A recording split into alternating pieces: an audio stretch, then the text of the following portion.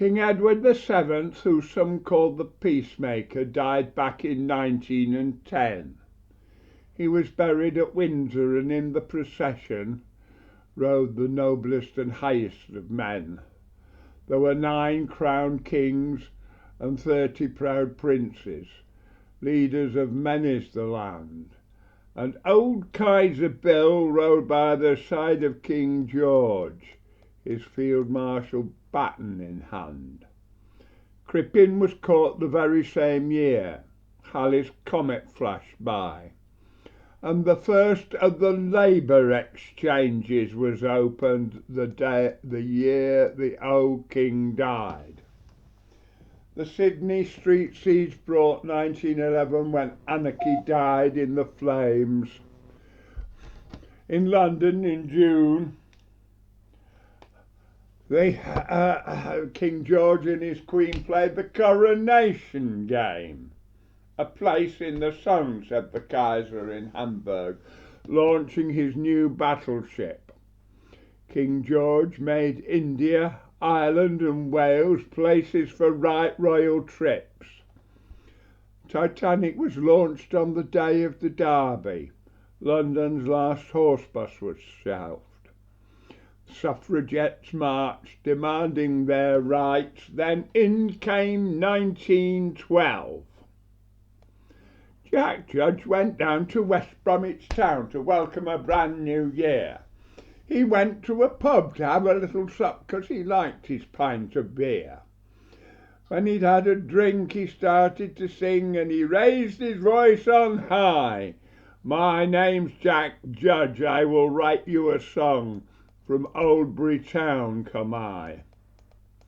Now a Birmingham man who was standing near, and he heard what Jack did say, £1 to a penny, he says to Jack, you can't write a song in a day. Jack just laughed, sang another song, and he says, I'll take you on. This afternoon I'll write you a song and sing it ere the day is done. Jack laughed again, sang another song, drank another pint of beer. Then he caught a train to Staley Bridge, where that night he was due to appear.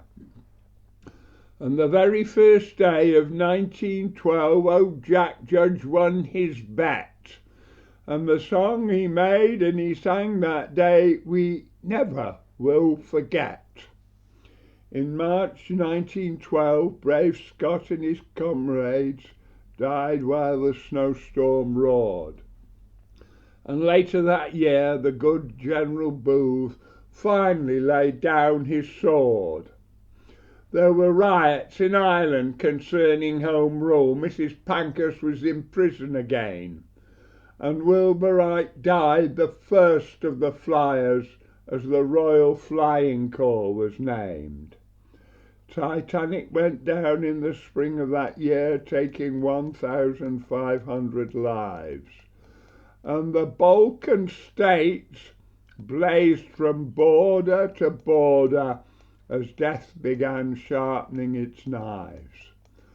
Of the 1910 monarchs who mourned for King Edward in 1913, few survived.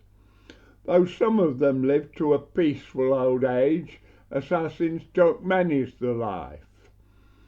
Death came calmly to China and Sweden, but elsewhere the murderer's hand struck the Pasha of Turkey, the king of the Greeks, while Spain pursued death's plan.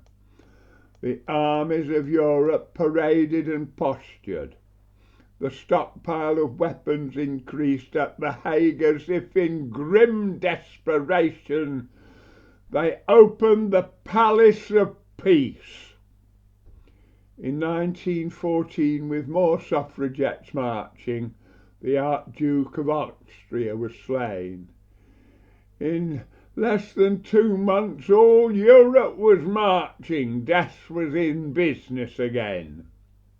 Many's the young man from many's the family, willingly gave of his all. They died in the millions for dubious victory, answering Kitchener's call. But as they marched off to the trains and the troop ships, they sang as they hurried along, and the words echo back from the graveyards of Flanders, singing old Jack Judge's song.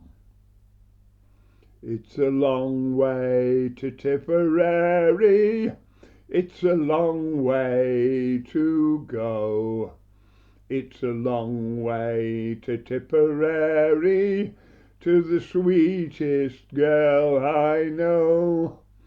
Goodbye, Piccadilly, farewell, Leicester Square. It's a long, long way to Tipperary, but my heart lies there.